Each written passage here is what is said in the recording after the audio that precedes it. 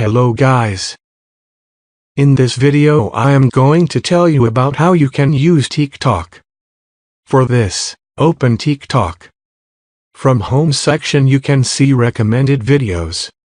And if you click on following, you can see the videos of the people you are following. From discover section you can discover trending hashtags. And you can also search videos, profiles and sounds from here. From the inbox section, you can see the messages. And from me section you can see your profile.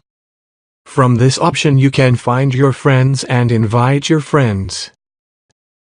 And this option shows your TikTok code. By clicking on this three-dot option you can change your settings. And finally you can make videos from this plus button.